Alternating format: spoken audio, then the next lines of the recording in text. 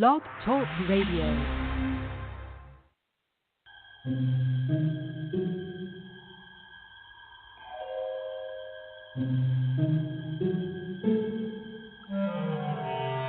Archangels, ghosts, and Bigfoot, oh my. It's just another night for Supernatural Girls. Real stories, real answers to life's biggest supernatural mysteries.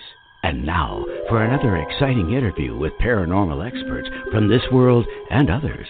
Here's your host, paranormal researcher Patricia Baker, on the one, the only Supernatural Girls.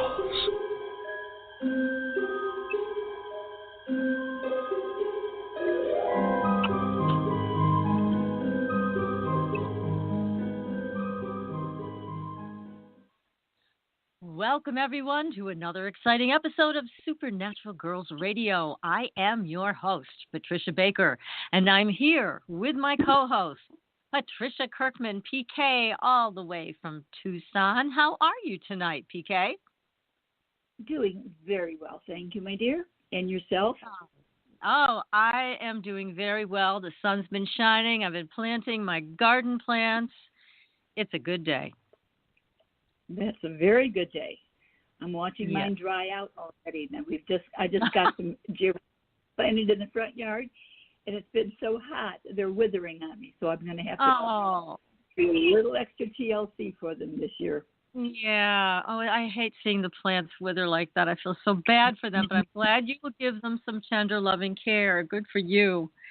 So we've got a lot to share tonight, and of course we have an amazing guest because Amy Major. Now, she's been with us one other time. We had a great evening with her, and she is a psychic medium, but she's talking about how to become a rescue medium with us this evening. And we're going to introduce her in just a few minutes. But first, we got to hear about the numbers, PK. What is going on? Well, you have to remember that what's transpiring around it right now is we're in a 3 personal month, so it's all kinds of communications going on. And, I should say a 3 personal day. There's so much happening. It's such scattered energies.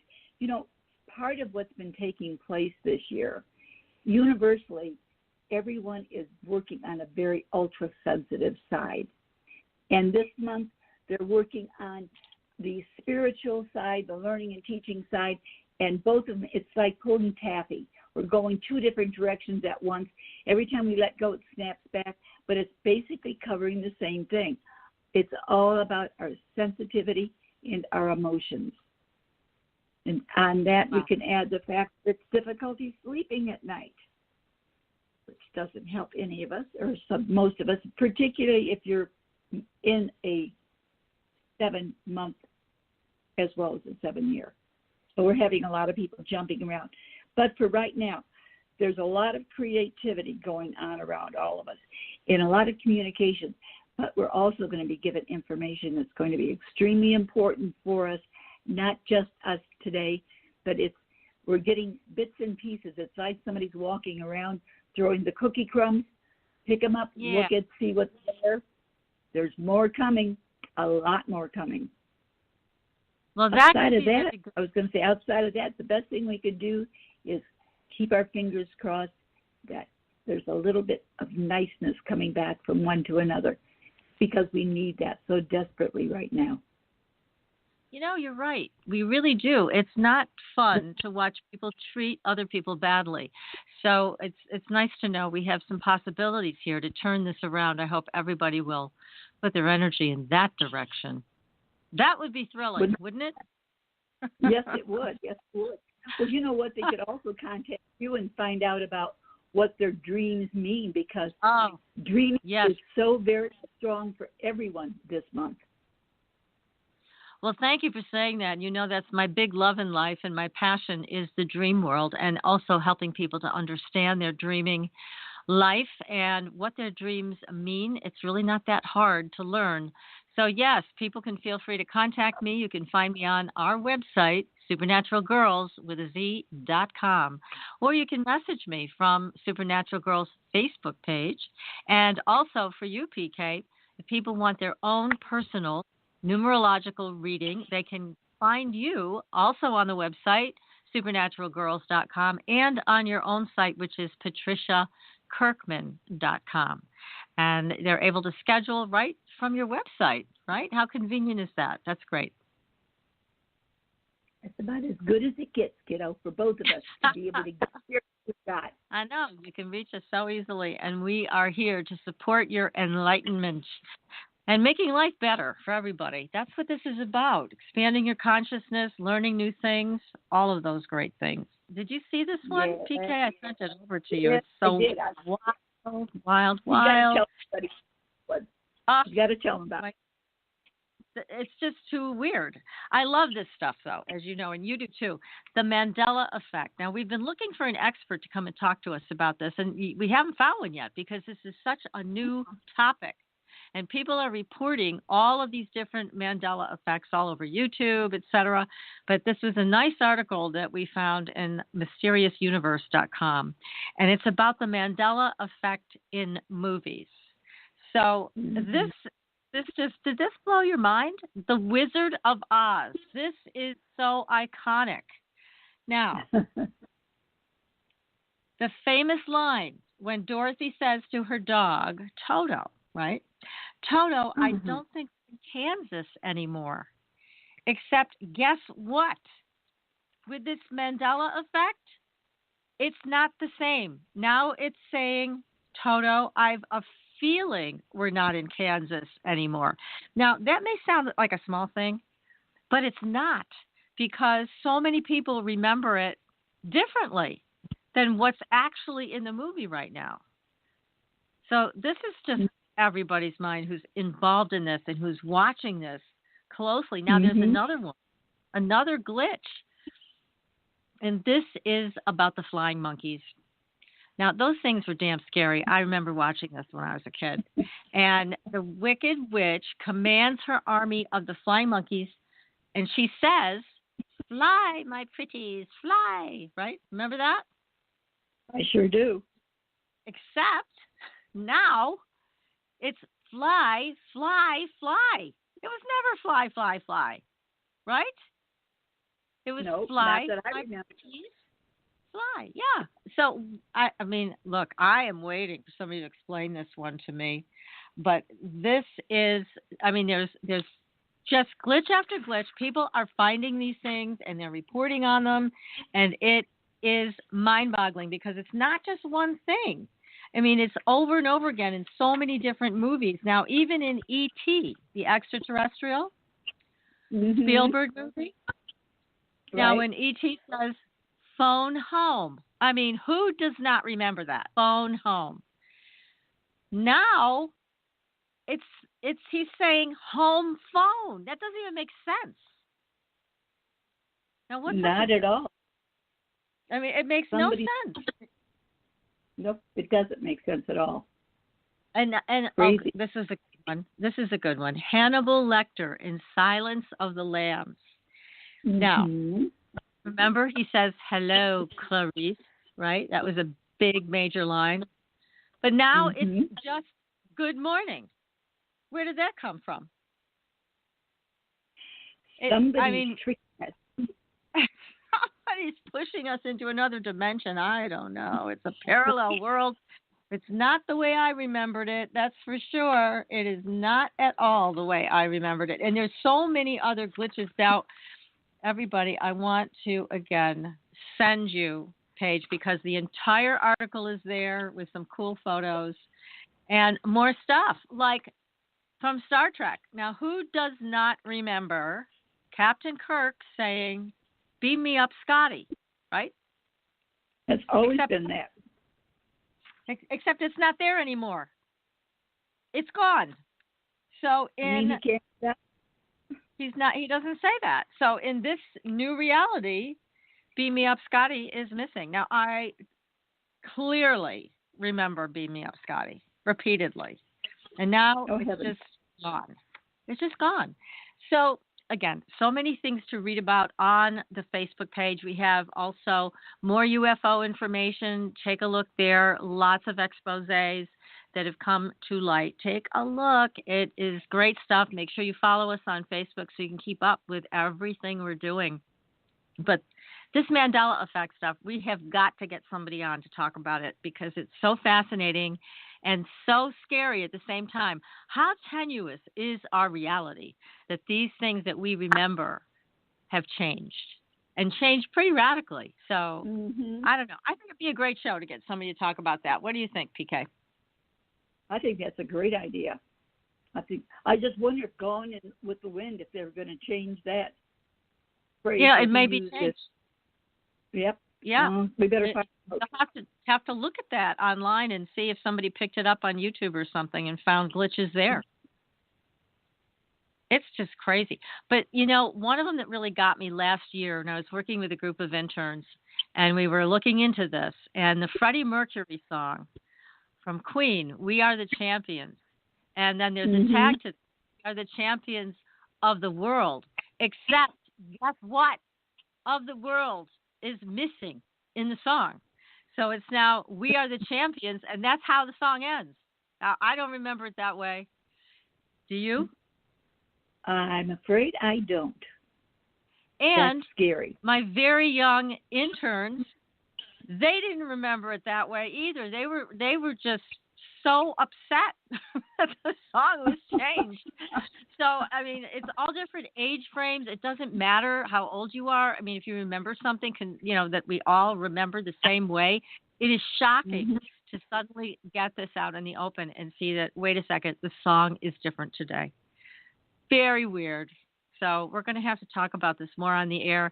And, hey, if anybody out there is listening and you know an expert in the Mandela effect, let us know. We'll be happy to have him on. That'd be great if we could. I know. We got to make some sense out of this somehow. Now, some people are saying it's about the CERN thing, the CERN technology in Switzerland, and it's all in other points over the world that's creating this shift. But we're going to get all the theories together. We'll be talking about it more on Supernatural Girls. That is for sure. So, good. Looking forward to it. Yeah, we got to do this exciting stuff. I mean, we do every week anyways, but this is the cool topic. So tonight, though, we've got a new take on mediumship, which is rescue mediumship. And we're going to find out all about it because our guest is a rescue medium. Her name is Amy Major. She is a healer and medium in the New England area for 17 years. She's studied and worked at the New Millennium Psychic Center in Derry, New Hampshire, and was also the lead medium in the Psychic Ghostbusters Team, conducting many spirit investigations and rescues. Always interested in her development, she's studied under some of the best mediums in the area, as well as specialized schools focusing on psychic and mediumship abilities. She is considered one of the best up-and-coming mediums in the New England area.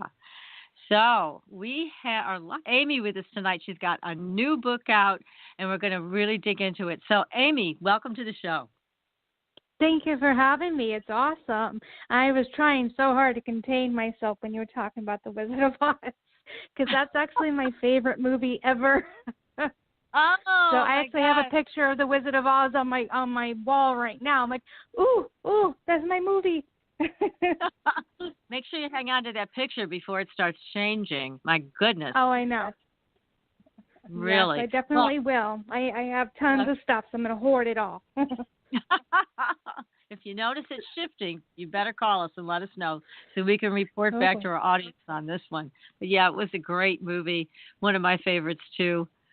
Now, you've got a new book out called Light the Way. Now, has it hit the bookstores yet? It hits the bookstores May 28th. So very soon, next week. Ah, good. Just in time for your birthday. I know. It's a birthday present to me. There you go. It is. And it's your 3 month all about communication and getting out there. And it has a luck factor to it, so it's going to be even better than you think. Oh. Awesome. Yay. Totally cool with that. Good news. That's a great way to start your birthday year. So tell us, the first question. Everybody wants to know, what is a rescue medium? This is a new term for so many people. It is, but, it's actually, the term's been around for close to 40 years now. But so many people haven't been used to the term. People are used to the term medium, but they're not. They don't know that there's a distinction between message medium, psychic medium, and a rescue medium. The term medium that most people are aware of is a medium, somebody that connects into the spirit world and connects with them, talks with spirits, and relays messages to people here in the physical world, which I do, but I specialize in rescue. As people realize, not everybody dies the same way. We all have our own particular transition process from being alive, going through the death process, our soul leaving our body and moving on to a higher state of consciousness. Everybody moves at a different rate, and everybody dies in a different way. So depending on how you die, how fast you move over to the other side, your awareness, the factors that fall into your death, some spirits decide to stay behind. They don't cross over all the way. They don't move into the light right away, and they decide, whichever cause it is, because there's so many reasons why they don't, they are kind of settled in between vibrational frequencies, and they're closer to what we call the earthbound state. Mediums, such as myself, we consider ourselves rescue mediums because we specialize in connecting to these spirits that are still in transition, haven't made it all the way to the other side. We like to communicate with them, talk with them, counsel them, help them try to figure out why they're not moving on, what's keeping them, holding them back, and we help trying to get them to continue crossing over, to continue moving into the light, and to help them release any sort of blocks or challenges to get them to cross over. So it's rescue work and to help them move on to the other side. So it's a much different form of mediumship than most people are aware of, but I have to say it's probably the oldest form of mediumship out there, which I'm very pleased to hear about. Yay! Yeah, gosh, I had no idea that this was the oldest form. It is. So many people have connected to ghosts before they even thought about connecting to people in heaven. Nobody knew that you could talk to people once they're in heaven. It's like they go to heaven, they can watch over us, but talking to them, forget that. That doesn't happen. But we have ghosts, or what we call earthbound spirits, around us all the time, and they're much easier to connect to because they're at a closer to our vibration. So people have been seeing ghosts for hundreds and hundreds of years, and whether they say spells or they say prayers or they just call in their angels, whatever it is to help these ghosts and spirits move on, that's a form of rescue. So people have actually been doing that a lot longer than message mediumship, and that was actually rescue mediumship was what actually started the spiritualist revolution in the 1840s. So, oh, my goodness. Rescue mediumship was the origination of spiritualism. So incredible. I definitely like to state that. Not message mediumship, rescue mediumship. That's what started it all. How interesting.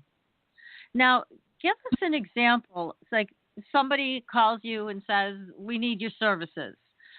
Tell us some of the stories of what happens when you go to rescue someone with your mediumship abilities. Can you tell us about some of them? I mean, clearly you don't have to tell us their names, but tell us the story. What happens?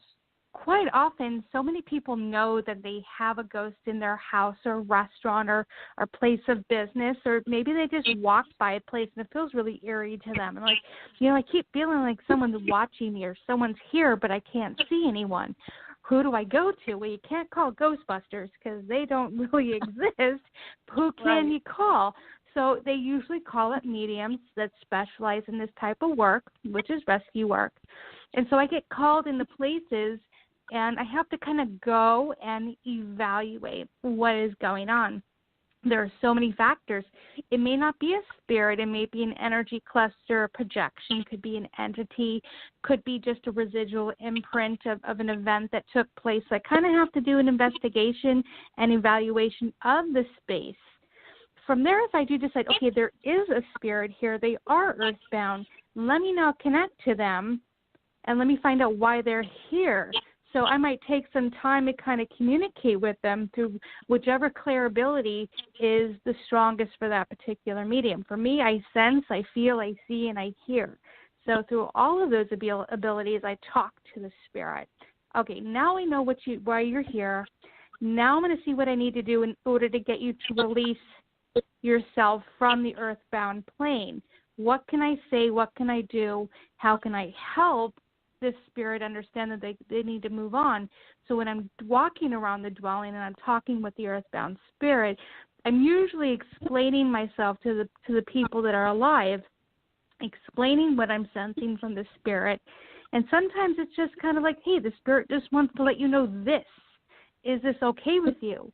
And it's kind of like just a form of communication between the two. I become a mediator between spirit and people that are living. And from there, once they're able to let go and say, okay, I've said my piece, I can move on now. I can open a channel to the other side. I could bring in deceased relatives to come and walk that spirit into the other side. I could bring in their guides. I could bring in their angels. Or I could just say, hey, there's the light. Continue going. It all depends on the awareness of the spirit. Sometimes the spirit may not even be aware of how they are going to transition. They get very lost along the way. And it's my job to kind of light the way for them. Say, hey, this is where you need to go. Move on and experience that spiritual journey of that transition. So going into a place can be very challenging because you never know what you're going to experience. You never know what you're going to walk into. And you have to take it every experience as an individual experience, because you don't know, is the spirit going to harass you? Are they going to energetically attack you? Is this a residual imprint that you just have to clear away? Or is this, a lost child that may be in a hostage environment where there's an earthbound spirit keeping a child hostage, and you have to break them and bring in spiritual law and go into, protective mode. So it has many different factors involved with that. So anyone getting involved with this type of work needs to build up those chops and get strong and feel like they have an energetic layer of protection around them, because it can get really tricky in this type of work. Well, apparently so, because there's so much that you are walking into and you really don't know ahead of time what it's going to look like, what it's going to be. But can you give us a specific example? Like you just mentioned one that really caught my attention about a child being held captive. Did you ever encounter that? Yes, I actually explained that in my first book, Toward the Light.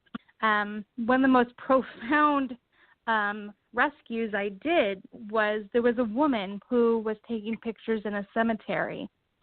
And all of a sudden she felt like threatened. She felt like she was really afraid because she felt like somebody was watching her while she was taking pictures in a cemetery for like a school project.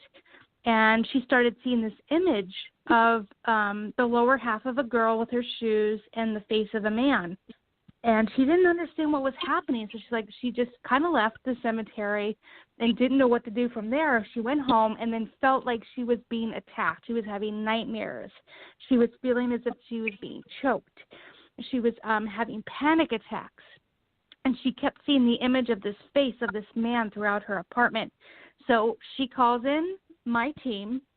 We come in. We start walking down the hall. Wow, this is sensing really heavy. I'm feeling like there's definitely a vortex here. I'm feeling like there's a lot of anger and aggression of energy going down this hallway.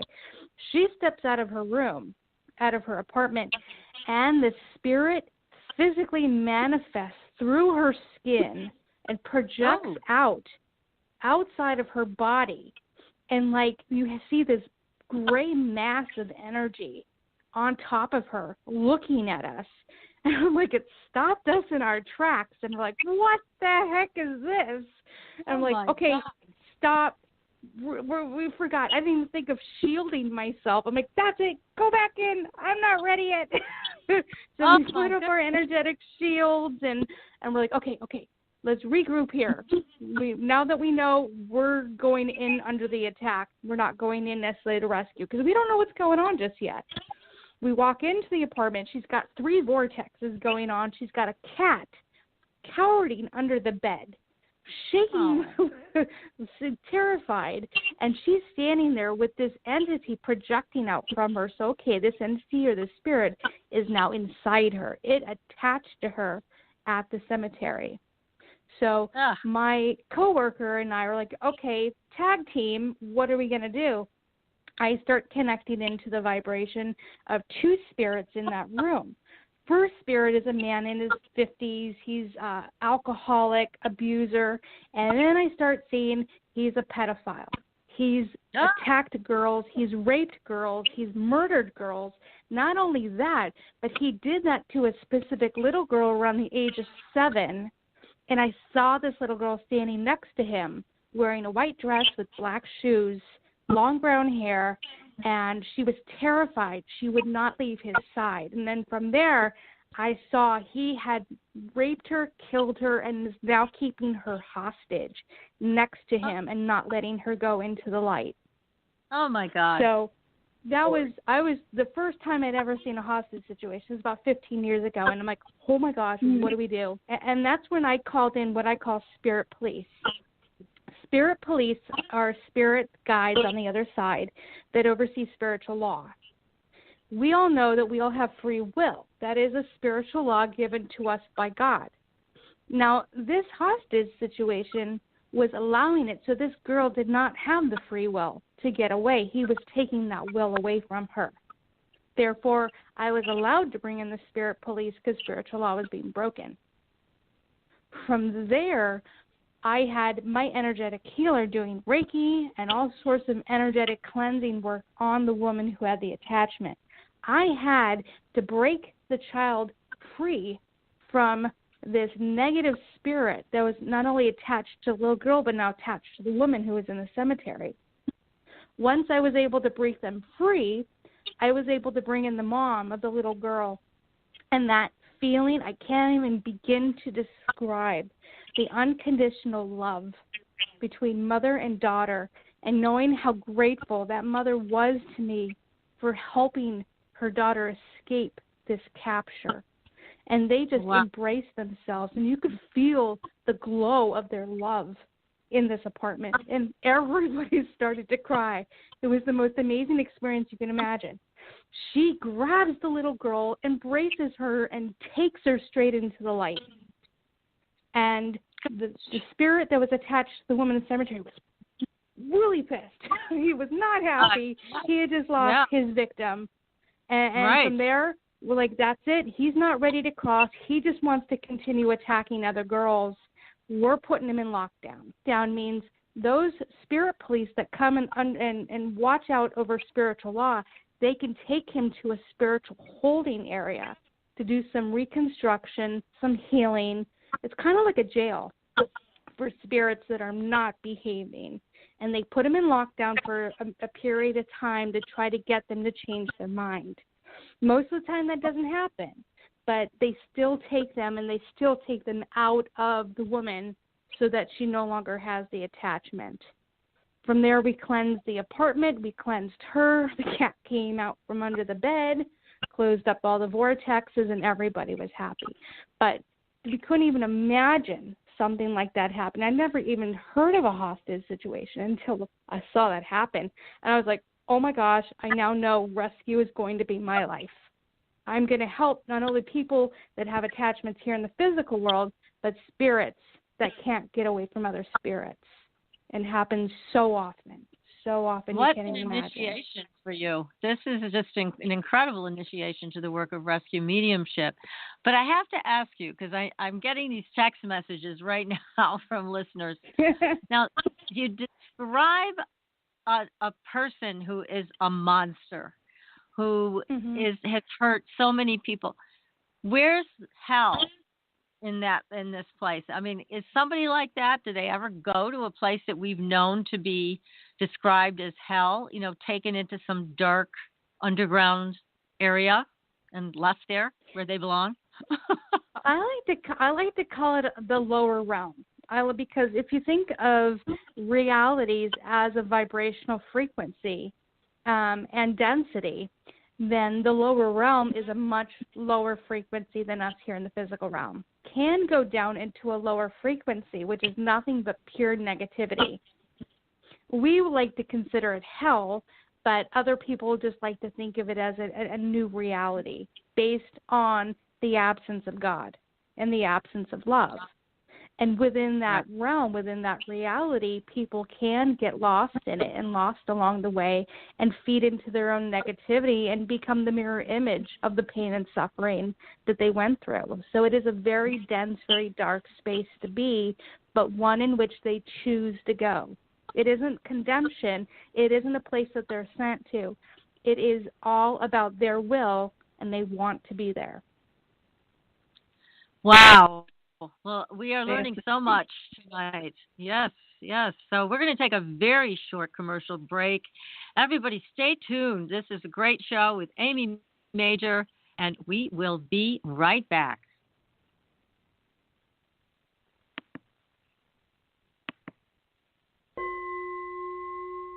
Are you ready for a new experience of freedom and powerful connection?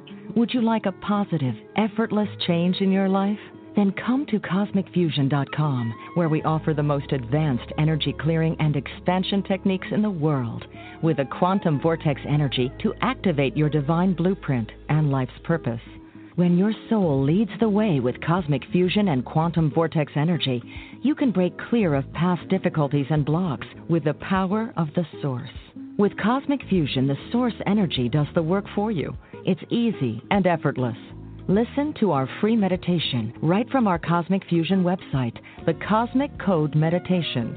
Sign up for one of our interactive webinars today. Come to Cosmic Fusion, www.KOSMICfusion.com, to experience an effortless awakening and transformation.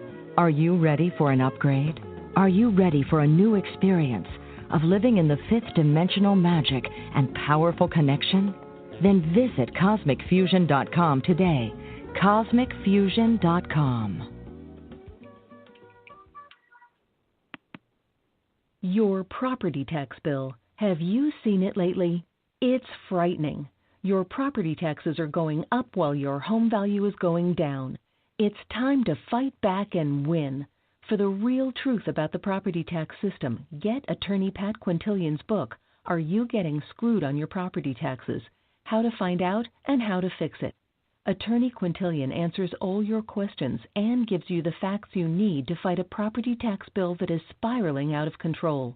You'll also read about what happens to property owners who don't check their property records, only to find out too late they're taxed on square footage, fixtures, and even buildings that they don't own. Is this happening to you? Learn your rights. Buy attorney Pat Quintilian's book today. Are You Getting Screwed on Your Property Taxes? How to Find Out and How to Fix It. Available on Amazon.com. Astridian is a family of cosmetic products with 98% pure ionized minerals. We combine our science with a blend of essential oils to nourish and take care of your skin's health. How does it work?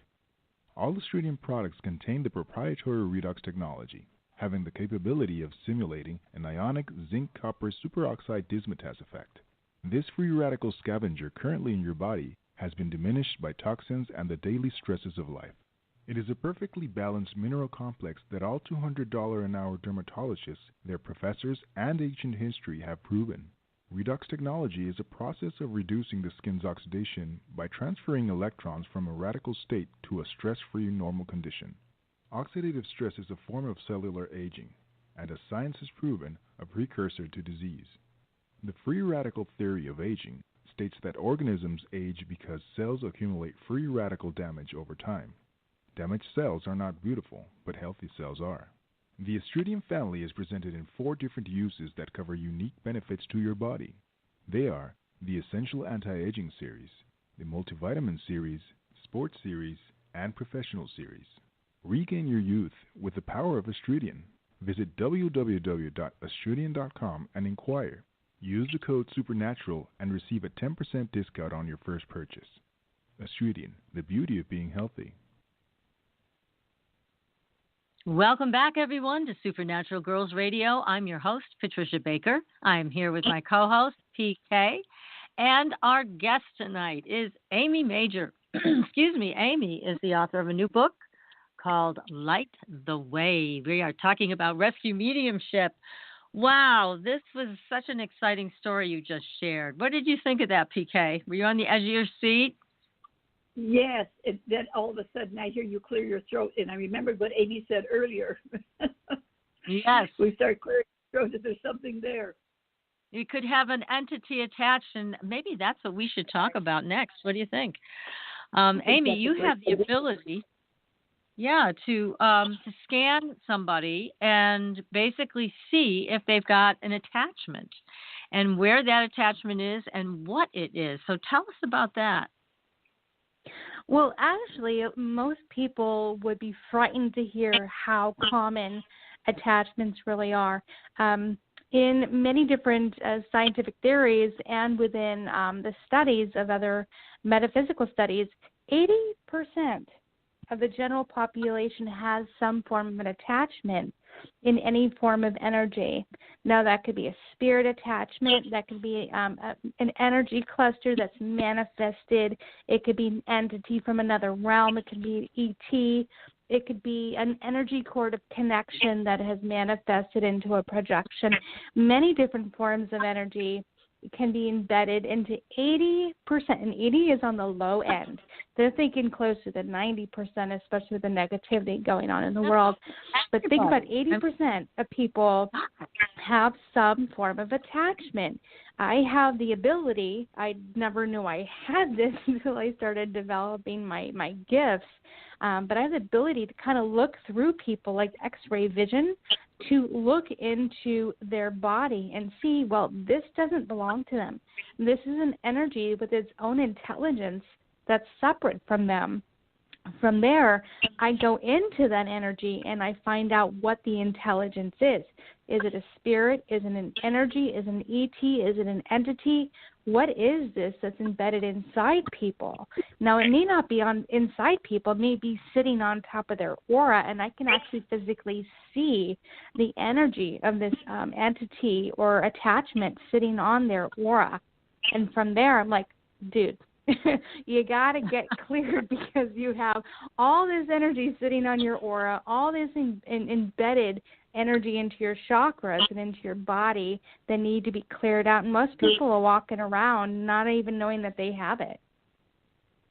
That is a scary thought. But again, it's wonderful that you have the ability to see it, identify it, and get rid of it. I think, PK, I caught whatever you had.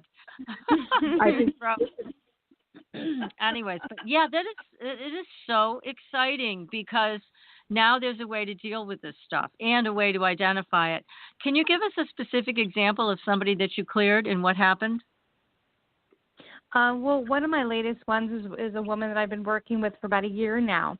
And she came to me with many different attachments of spirits waking her up in the middle of the night for 7 years.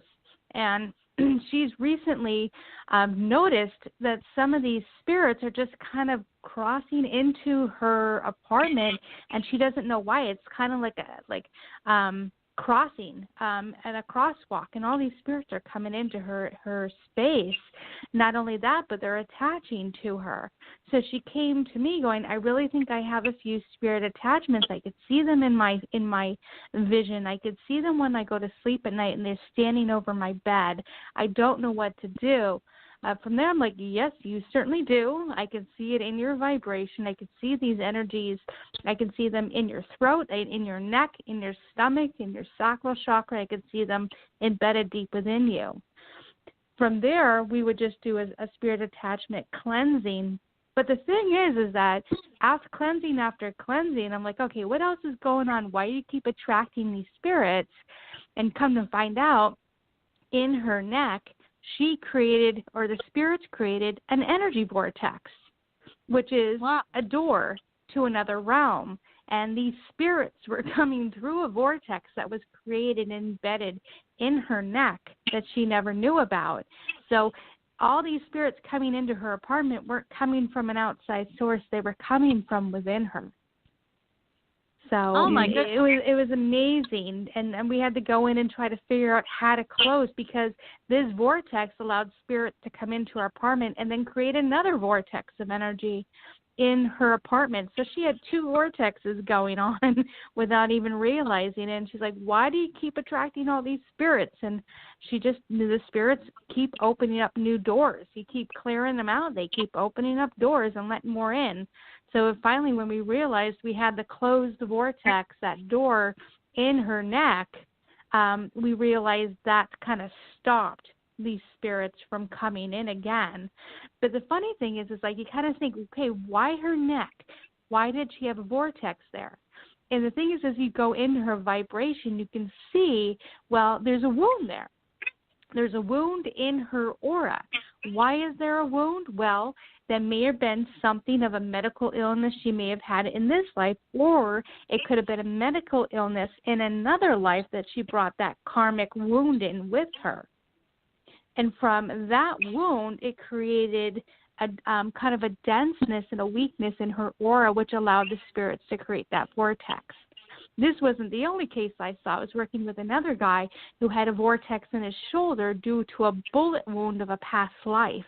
He brought that karmic wound in with him, and the spirits were able to use that karmic wound as an energy door to keep coming in. And he had over 50 spirit attachments that kept coming through that vortex.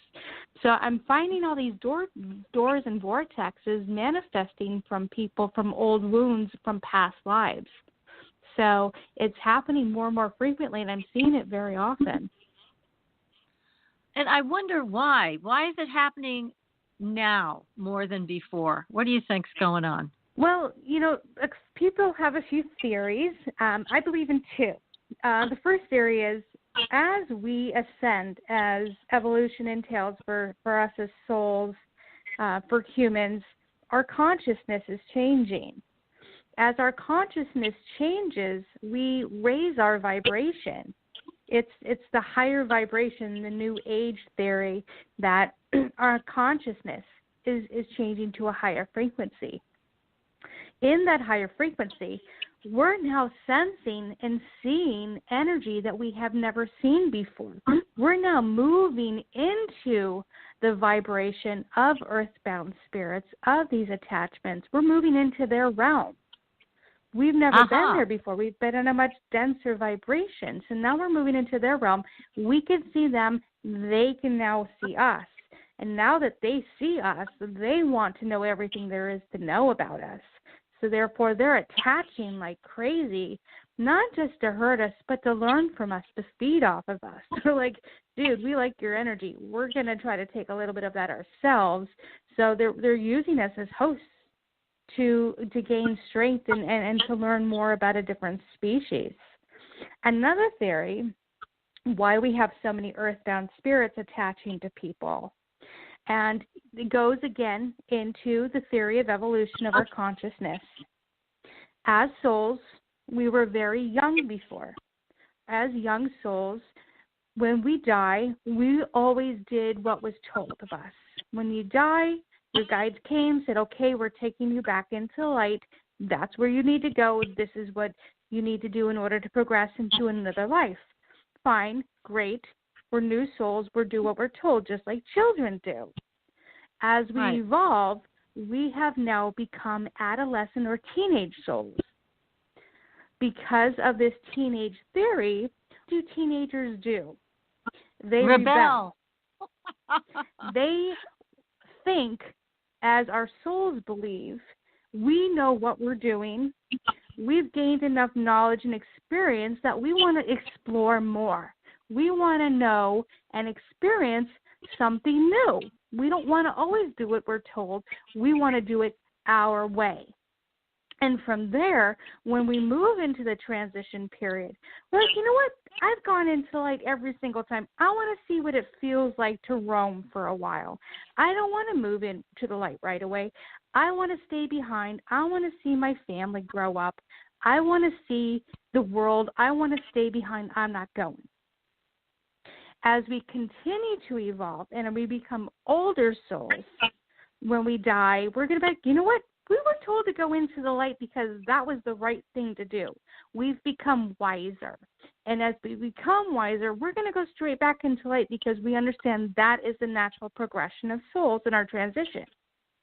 And from there, we'll go straight back into light and we won't be earthbound like we are now. But right now, at this very moment in time, we are still teenage and young adolescent souls.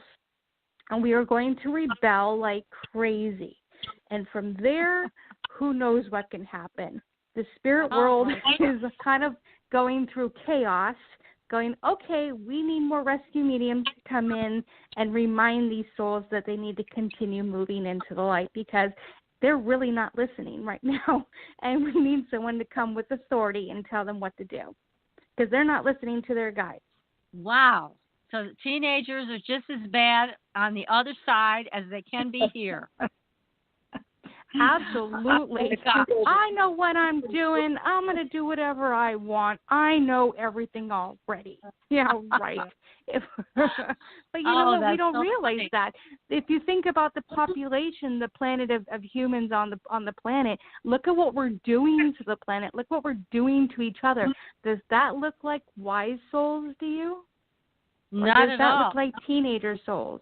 Does that look like teenager souls that are selfish, they're independent, and they're doing everything that they want to do, and they're not listening to their own light? They're not listening to the divinity?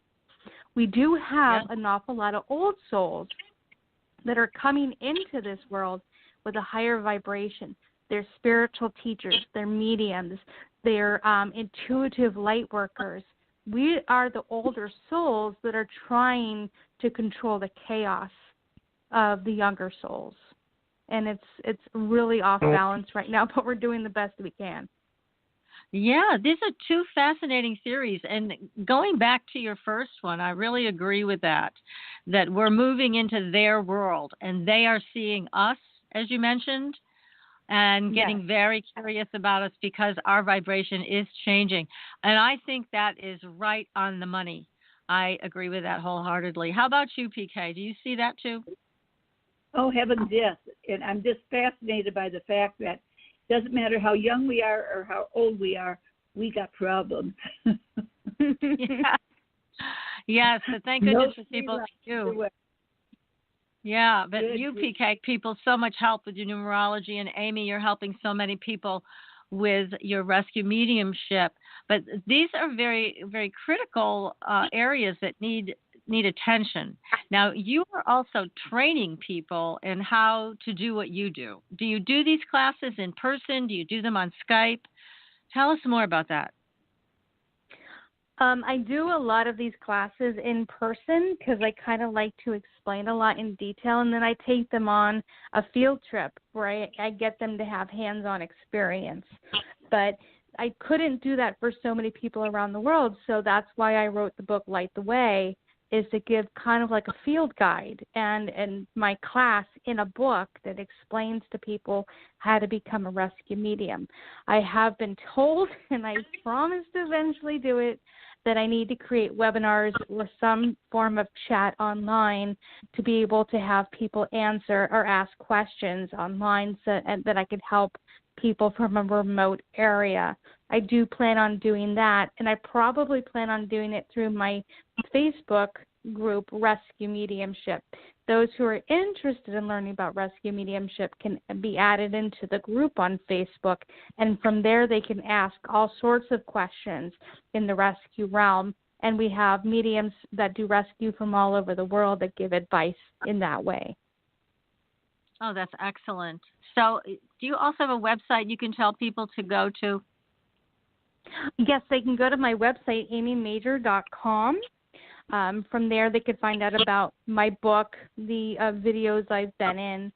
They could find out links to buy the book, as well as the rescue services I provide, the energy home clearings. From there, they can also find out about my center that I run called Infinite Journey. That's the metaphysical center that I run. They have a link to my center, and from there they could book services with me, such as remote readings, healings, and they can actually have me come out to their home and do some energetic clearing work and spirit removal work. That's excellent. Now, you list in your book a number of tools that you use. You also talk about working with the angels. So tell us more about that. How to begin to work with these tools. What are the tools? Let's start there.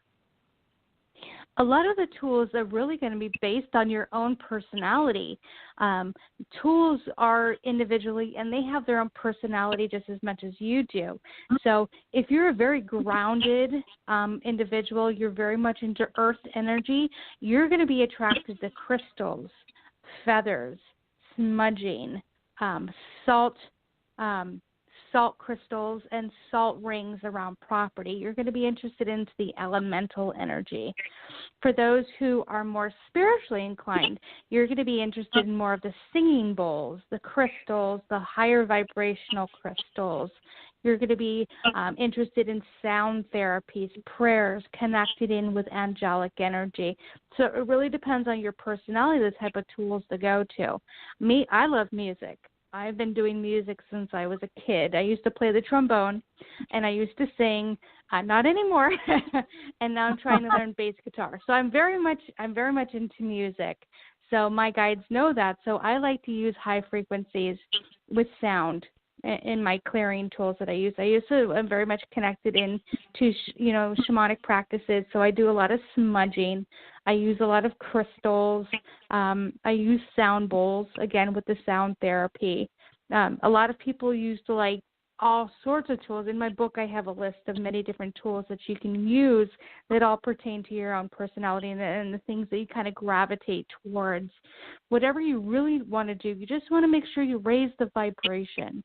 If you're going to go towards energy clearing tools that neutralize the space, that's great. But that's good for neutralizing residual energy. It's not going to clear a spirit away. If you have a dense spirit there, you want to do is use tools that raise the frequency, raise the vibration of the space, so you create an uncomfortable environment for these negative spirits. So sound bowls, energy healing crystals, salt, all of that will help raise the vibration in your space. But again, don't remember, not all spirits are bad. We're just talking about raising the vibration, because raising the vibration is also going to heal spirits that aren't bad, but they're just looking for some sort of healing or love, or they're just looking for hope, helping them throughout their situation. So raising their vibration is going to help them relieve any tension or stress that they're under too. Well, that makes sense. But how do the feathers fit into this? Feathers you really use with smudging. I have my turkey feathers. It's a huge turkey feather. And when you burn sage, you want to use feathers to kind of feather and push the smoke around into the house when you're doing your smudging. And we use feathers because, again, that's a natural element. It's part of the earth, part of animal energy. And I like to bring in my animal totems and my animal power spirits as well. So when I'm using the feathers, we're kind of using that just to kind of stroke and move the smoke around the house. Okay. So you have to be cognizant of... Go ahead, PK. I was going to wonder, what crystals would you use when you're doing this? When you're doing the smudging and everything? I personally like to use high vibrational crystals. A lot of people like to use the dark jet, the black obsidian, the smoky quartz. To me, it's like those are great. Those are great to have in the house if you want to trap and embed energy into them, because they are condensing energy. They withdraw energy into them like a sponge. Me, I like to raise the frequency. I like to use high vibrational crystals like amethyst, quartz, rose quartz. I like to use angelic, aqua aura, auras, and anything that has to do with angelic energy.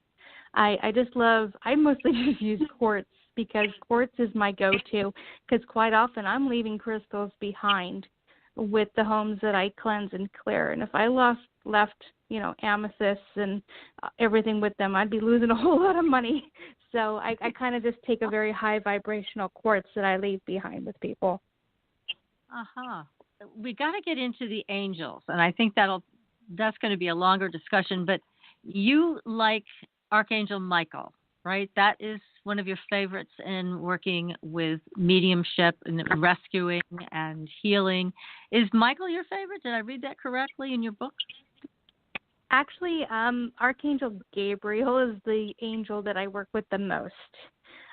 Archangel Michael and I have a very interesting relationship together. Michael really comes in when it comes to protection. So when you're working with entities, when you're working with lower level spirits, he really comes in as a form of protection. Archangel Gabriel is very strong with me because Gabriel is the messenger. He also works with those of the arts and those with writing and communication. And my main focus with doing rescue work is to teach and to write books about rescue mediumship. So Gabriel is very strong with me. He's been strong with me for about 20 years now. I also like to use Archangel Raphael because Raphael is the angel of healing. And that's really your main focus, is coming in and doing an awful lot of healing for these spirits that have really kind of lost their way and they're feeling lost and scared and confused. So Raphael's really going to come in and provide that love and support and that energy cleansing for them. But I got to tell you, the one angel that I work with more than any of the other angels combined is Archangel Azrael. Now, really? Like, who is that? Archangel Azrael is the angel of death. He is the angel of transition. And when he first appeared to me, he appeared to me looking like the Grim Reaper. And I'm like, oh, no way am I working with this dude. He's scary. He's looking very dark and sinister. Why is he coming to saying that he's going to be working with me? I'm freaking out here. Well, this is years ago. And then he's like, look, I'm going to be working with you. I'm going to be working with you the most. Get used to it. And over time, I realized the Grim Reaper has always been characterized as the angel of death. Well, Archangel Azrael is the angel of death, but as he transformed over time, he's actually a beautiful, soft, cream white color that is practically the light. The white light that guides so many souls to the other side is Archangel Azrael, the angel of light. How would you spell that? And so, Azreal. That's good. That's good to know. And Archangel Azrael is the angel that I work with the most because it's all about transition and helping souls move into the light, because he is the light. So whenever people say, I saw this bright white light, well, yep, that was an angel lighting your way. And so people always imagine the Grim Reaper because people always imagine death to be a bad experience, whereas it's quite the opposite. Death is an amazing, loving experience that so many people are afraid of. And if they only knew how beautiful it was, they wouldn't fear it. But he is the angel I work with the most, more than any others. But yes, I definitely work with Michael. I work with Raphael. I work with Gabriel and several others, depending on what that spirit needs at that moment. How do you recognize them, Amy? They really kind of come in with color and symbols, and you have to kind of get used to their vibration. When angels and guides work with you, you're not going to always see them. You're not going to always say, okay, who is this energy standing right next to me? Over time, when you realize who this spirit is, you're going to get a sense and feel and familiarity with what they feel like to you. So when these spirits or these angels come back in and connect with you, you're going to be like, oh, wait, I know that feeling. I know that sensation. I know that energy. That's Michael. Sometimes they'll manifest. Sometimes you'll see them in your mind. Sometimes you'll see their color all around you. Sometimes you'll see objects like Archangel Gabriel. His symbol is the peacock. I never knew that. Years ago, I would have peacock stuff coming to me everywhere. And I'm like, dude, I never knew I liked peacocks so much until people started explaining, well, Gabriel's symbol is the peacock. I'm like, get out of here. Are you serious? Yeah. And like, yes. So now I've got peacock stuff all over my house, and I never knew why. because Gabriel was the strongest angel that I'd been working with, and his vibration, his color, is one of my most favorite colors ever, which is indigo in a dark blue. That's Gabriel. And I'm like, oh my gosh. So this is how I knew Gabriel was working with me, just based on how I felt when he was around. I would see him in my visualization. I had the peacocks around me, and then I was drawn to his color. So it's going to be different for everyone, but you're going to have many different symbols that come to you. Is great. Well, hang on, everybody. We are going to take another short commercial break, and we are going to return to this great discussion that we are having with Amy Major. She is a rescue medium, and she is the author of a new book called Light the Way. So stay tuned, everybody. We will be right back. Are you ready for a new experience of freedom and powerful connection? Would you like a positive, effortless change in your life? Then come to CosmicFusion.com, where we offer the most advanced energy clearing and expansion techniques in the world, with a quantum vortex energy to activate your divine blueprint and life's purpose. When your soul leads the way with cosmic fusion and quantum vortex energy, you can break clear of past difficulties and blocks with the power of the Source. With Cosmic Fusion, the Source energy does the work for you. It's easy and effortless. Listen to our free meditation right from our Cosmic Fusion website, the Cosmic Code Meditation. Sign up for one of our interactive webinars today. Come to Cosmic Fusion, www.KOSMICfusion.com, to experience an effortless awakening and transformation. Are you ready for an upgrade? Are you ready for a new experience of living in the fifth dimensional magic and powerful connection? Then visit CosmicFusion.com today. CosmicFusion.com. Astridian is a family of cosmetic products with 98% pure ionized minerals. We combine our science with a blend of essential oils to nourish and take care of your skin's health. How does it work? All Astridian products contain the proprietary redox technology, having the capability of simulating an ionic zinc-copper superoxide dismutase effect. This free radical scavenger currently in your body has been diminished by toxins and the daily stresses of life. It is a perfectly balanced mineral complex that all $200 an hour dermatologists, their professors, and ancient history have proven. Redox technology is a process of reducing the skin's oxidation by transferring electrons from a radical state to a stress-free normal condition. Oxidative stress is a form of cellular aging, and as science has proven, a precursor to disease. The free radical theory of aging states that organisms age because cells accumulate free radical damage over time. Damaged cells are not beautiful, but healthy cells are. The Astridian family is presented in 4 different uses that cover unique benefits to your body. They are the Essential Anti-Aging Series, the Multivitamin Series, Sports Series, and Professional Series. Regain your youth with the power of Astridian. Visit www.astridian.com and inquire. Use the code SUPERNATURAL and receive a 10% discount on your first purchase. Astridian, the beauty of being healthy. Your property tax bill. Have you seen it lately? It's frightening. Your property taxes are going up while your home value is going down. It's time to fight back and win. For the real truth about the property tax system, get attorney Pat Quintilian's book, Are You Getting Screwed on Your Property Taxes? How to Find Out and How to Fix It. Attorney Quintilian answers all your questions and gives you the facts you need to fight a property tax bill that is spiraling out of control.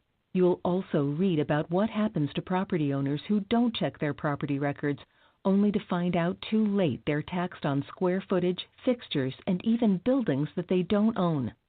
Is this happening to you? Learn your rights. Buy attorney Pat Quintilian's book today. Are You Getting Screwed on Your Property Taxes? How to Find Out and How to Fix It. Available on Amazon.com. Welcome back, everyone, to Supernatural Girls Radio. I'm your host, Patricia Baker. I am here with my co-host, PK, and our terrific guest tonight, psychic medium and rescue medium, Amy Major. Wow, this has been just a great evening speaking with you, Amy, and listening to all the wisdom you have to offer. It's terrific. That it Thank is. you for Look, having me. It's awesome. we're very fortunate, and I know our audience is thrilled to death with the information you've been able to share with us tonight. Yeah, it's really true. Yeah. Yep, really, right on. And now I'm going to put you on the spot, so please bear with me.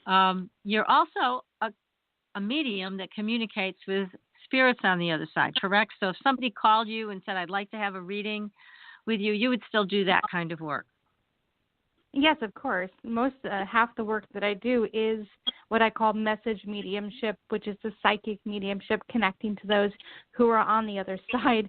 Quite often I'll be like, okay, I'm talking to a relative of yours. The first question is, are they earthbound? Are they on the other side? And I also talk to people on the other side. It's spirit is spirit, whether on one vibration or in another. So I talk to spirits on the other side just as much as earthbounds.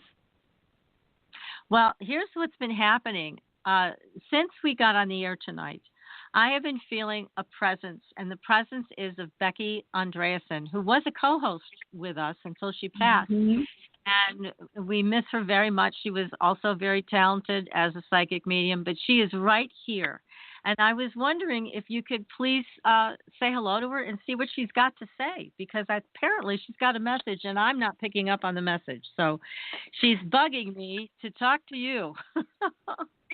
Yeah, she said she's been standing behind you. She's got her hands on your shoulders, and she keeps saying that you need a massage. Oh, like, God, okay. Becky, you're right. Yeah, I mean, she seems very playful, but there's such a sadness there when I connect in with her, right in her heart chakra, and so I didn't know if maybe something had happened with her chest, but every time I connect into her, I feel like there's a lower vibration right in her chest, and it feels like there's some sadness there, feeling like she really wasn't ready to go. She feels like quite a feisty person, though. I got to say, quite a bit of personality to her as I connect in with her. And she's really, I got to say, a healer. Every time I connect into her, she has this beautiful green glow of energy all around her. Was she a natural healer? She was. She was an amazing healer.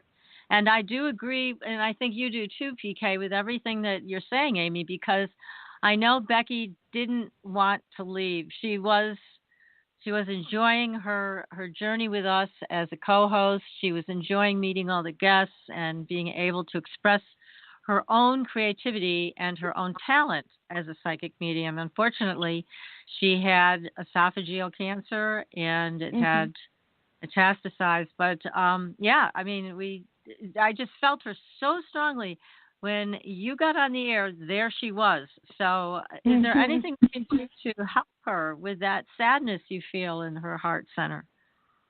Well, she's definitely growing. She's expanding. She's kind of coming to peace with her transition, and she kind of makes me feel like she now wants to be an advocate, a guide for you. And she keeps showing me a pad of paper and a pen and saying, why aren't you writing? She keeps saying you're supposed to be writing, and she's like, you're not doing it. She's telling on me. She's right. Yes, she is. Yes, she is. So familiar, my dear.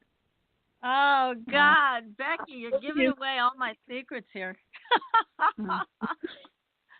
And she's Amy, like, if only people knew how amazing your writing was. But she says, don't let the fear stop you. Don't you dare, because you're so good at helping people around you. This is her words, not mine. She said, you're so good at helping people around you. You always put yourself last. You got to stop doing that.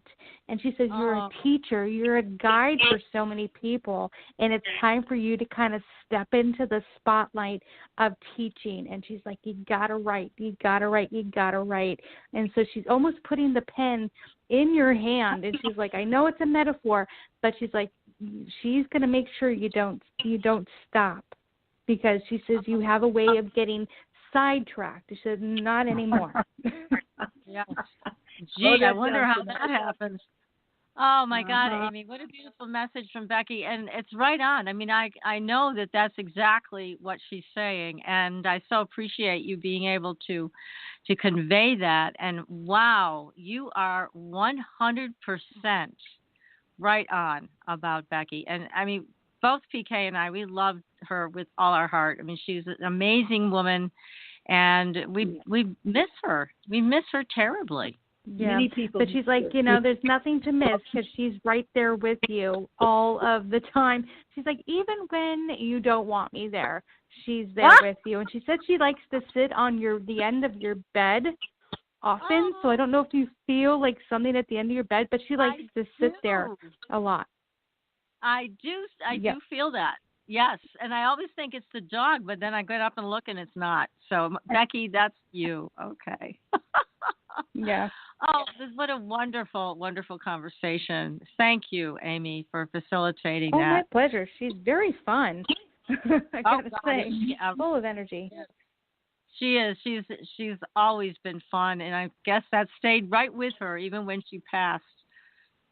So that's good to know. Did she have a thing for candy at all? Because she keeps showing me like lollipops and candy. And it almost seems like it was a way for her to escape or something to get over something. Well, I'm sure she had a sweet tooth. I have no doubt about that. I know her mom, Betty, could probably confirm that, and I'll have to talk to Betty tomorrow about this. But, yes, I think she had quite a sweet tooth. And she loved her cats, and she loved her dogs. She was a big animal lover. Yeah.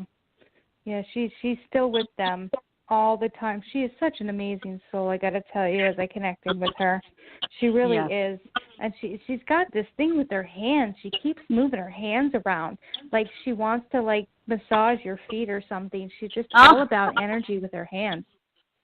Yes, she was an incredible healer. She really was. And I'm sure she is even now, just on the other side of the veil. So, Becky, I will take that massage anytime you want to give it to me. I'm ready. And I promise I'll keep writing. Yeah, she said actually it's more like a slap beside the head because she's going to make sure that you're listening to her. Oh, no problem there. Oh, that's terrific. Yes, Becky, I promise I'll listen. You know, when people have passed, like my first husband passed away in 1972, is it still viable to communicate to the degree that I did at one point in time? It really all depends on where the spirit is on the other side, what they're doing. Because it's like when a spirit makes their transition, when they're newer on the other side, they're still very much connected to their life here in the physical realm. They're still connected to people that they had in their life, their families, their friends, their loved one. It's still very much in their energy and on their mind.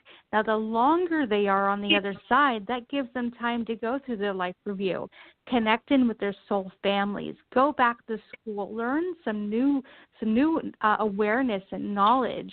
And from there, they can create jobs on the other side. They can get very busy doing humanitarian work all over the universe. So depending on what the spirit's doing for how long they've been there, it all depends on how much of a strong link can you get with them, depending on how busy they are. Now, there may be spirits that decide for the longest time, I'm not working, I'm not going to school, I'm just standing by your side until you come to greet me here in the spirit world. There are some spirits that do that, that they get kind of nudged and bugged by their spirit team and their guides to kind of go back to school, learn, keep evolving, keep becoming a better and greater consciousness. Not all spirits do it because guess what? We got free choice and our free will decides whether we do or don't. But if they've been gone since 1972, there's a good chance that they're either in school or they've got a job, but you could still always connect to them because love never dies, ever. Right. You know, it's funny, about 5 years ago or so, it was so real. I felt him sitting next to me, talking to me. I could see him just as plain as if he were physically there. And I have not seen him since that time. Which I thought was kind of, after all that, it was just like he had his favorite sweater on. He was telling me everything was okay, kissed me on the cheek, told me the kids would be all right, and that was the end of it. And I haven't, outside of the prayers that I say, but that was the last actual feeling that I had that he was there. And how long ago was that? About 5 years ago. Mm. Now, was there He anything said, going on in your life that you felt that he needed to come in and comfort you? Yes, that's true. There are a lot of transitions going on, and yes, because they really come was. in when they feel that you need them. The spirits get busy, but if they sense a pull from you, say, you know what, I need just a little bit of extra support right now because I'm going through a lot.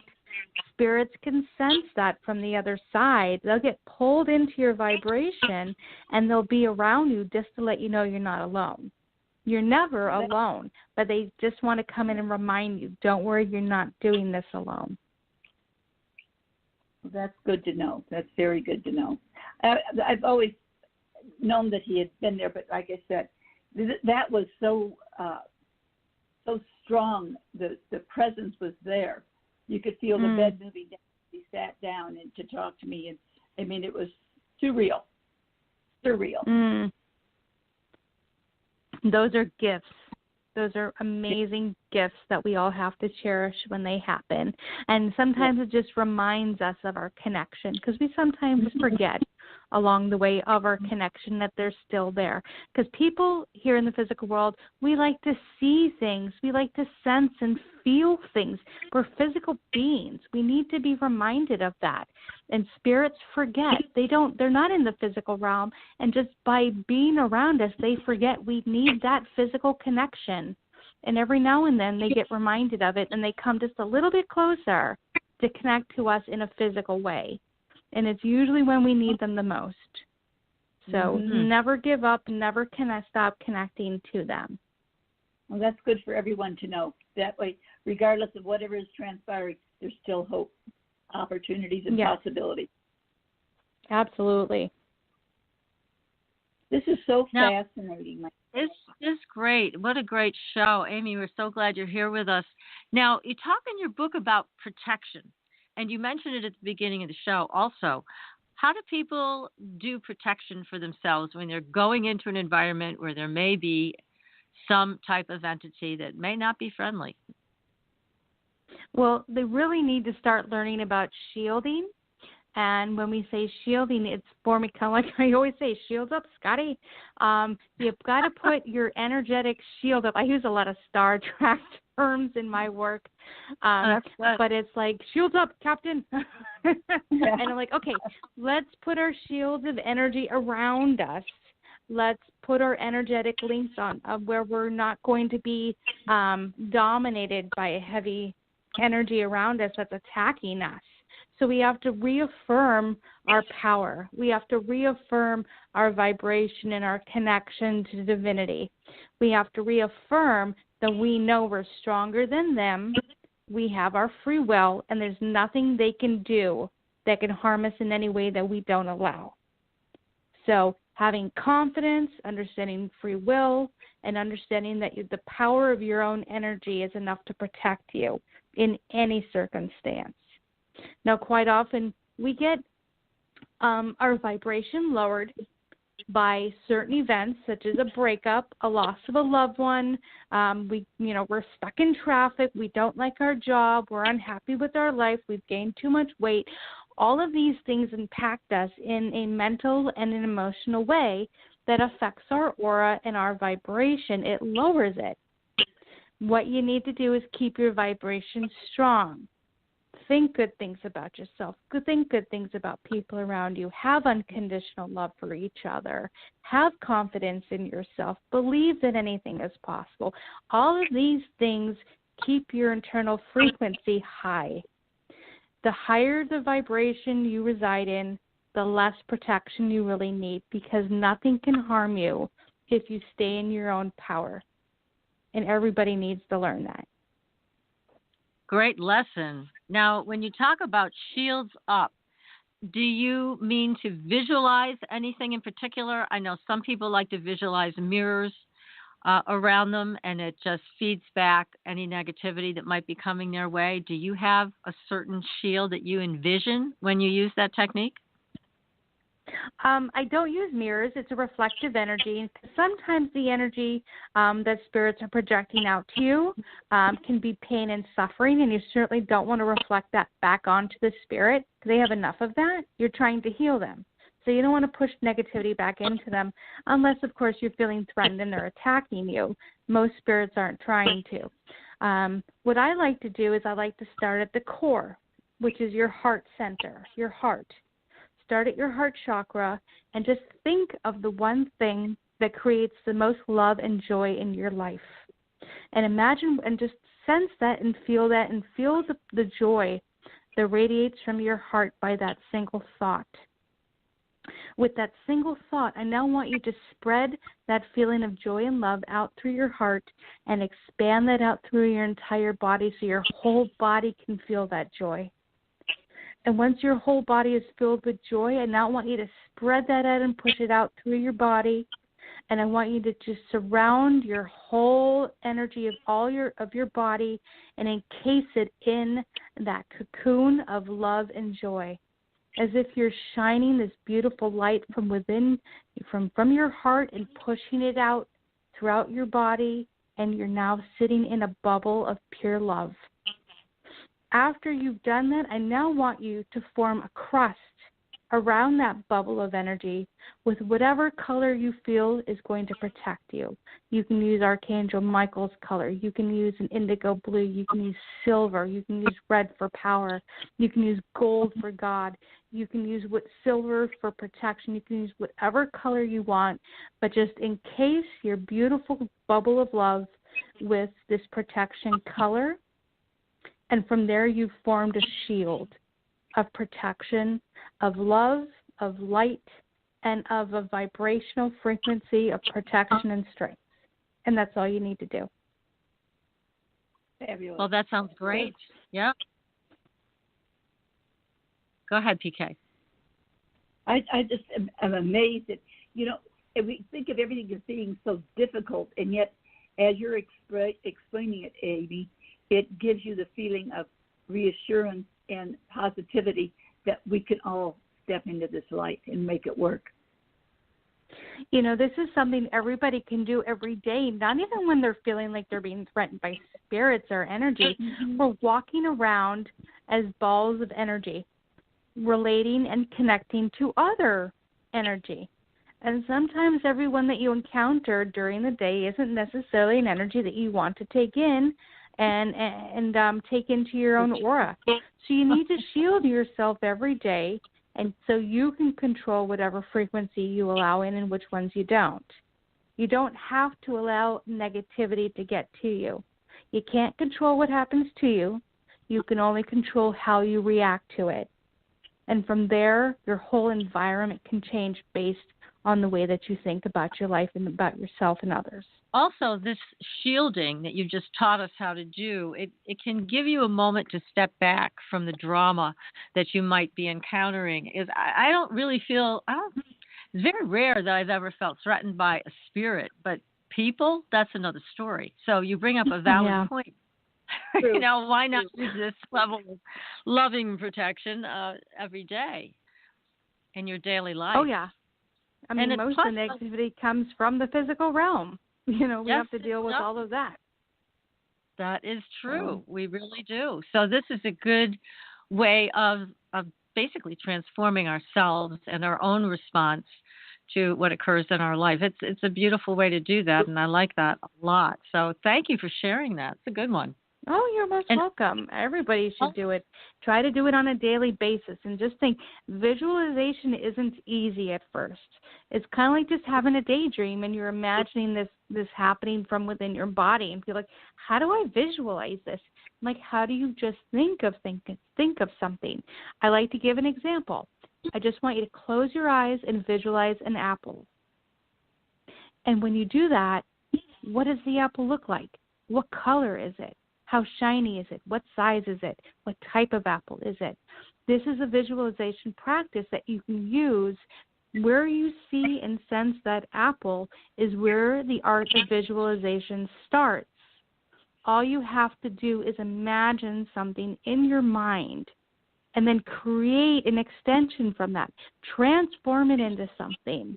Your thought is power. And with that power, you can do anything with it. So just visualizing anything and just kind of allow it to manifest and change. And you'll see where it can take you. Well, that's terrific. Yeah, and again, we are so distracted today by so many things, and especially the little electronic devices that we love so much. And it becomes even more difficult to maintain a focus. So being able to do this visualization you just mentioned is a big help because, again, we get pulled in a million different directions, and it is so important to keep a focus, especially on the things that we want. So that's not easy to do. It never was, but now I think it's even more difficult. Oh, it is. But you know what? The intention is so strong. Your intention can manifest so many things for you. So it's keep up with the visualization even when you feel that you can't. Practice, practice, practice. No one's going to be perfect at first. This takes years to develop. But just be patient with yourself because, they call it a spiritual journey for a reason.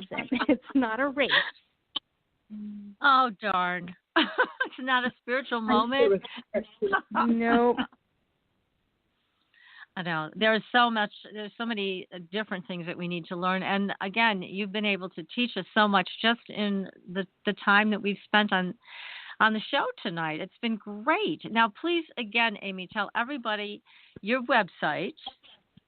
Yep, it's amymajor.com. And again, remember, on Facebook, I have a chat group. Just type in Rescue Mediumship. I can approve to have you on the group. If you want to learn anything about Rescue Mediumship, anybody can become a rescue medium. If you have the love in your heart to heal, to help, and to provide a way for spirits to transition, I say go for it. Rescue mediums are needed so much now, and I'm willing to train anybody who wants to become one. That's my job now. It isn't necessarily to do the work so much, but rather to be an advocate and a teacher and trainer for those in the field. So don't hesitate to reach out to me. Oh, that's terrific. Now, do you often recommend that people start this work, that they go in as a team? Because you mentioned a team at the beginning of the show that you did the rescue of the little girl. Do you recommend that people start with maybe a couple of different people that they can work with? Absolutely. I know at the end of my book, it's Medium Beware. It's the last chapter. It actually gives some tips and advice for mediums out in the field. And one of the tips is never go anywhere alone. Even if you think you know the person, never do the rescue work alone. Now, there are mediums that are going to get into rescue work, and they find their strength is mediumship. They're going to connect these spirits. They're going to talk to them, and they're going to help them. There are some that get into rescue mediumship that are more energy healers. They're more energy clearers. They like to work with the shamanistic practices. They like working with elementals. They like doing energy clearing. I always recommend a medium and an energy clearer to work together because quite often you're going to be doing them simultaneously together as a team. Never go alone. Always work together.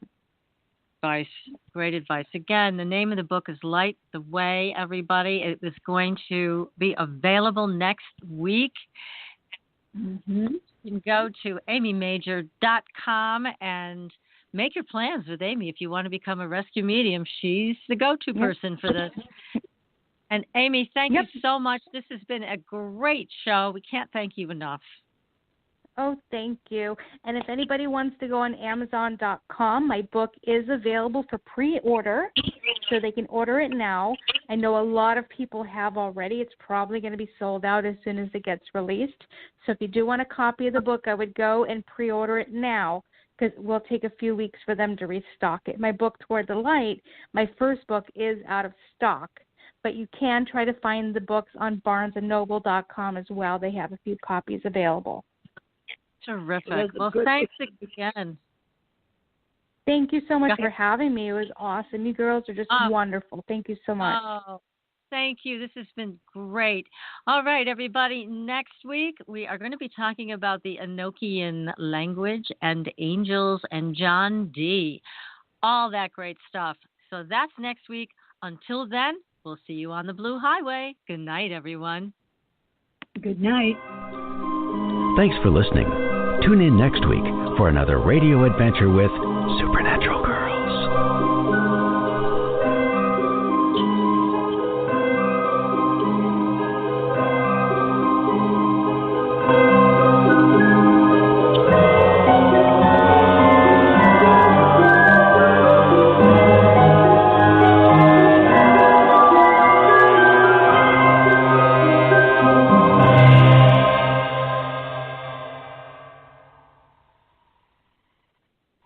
Amy, thank you so much. That was terrific.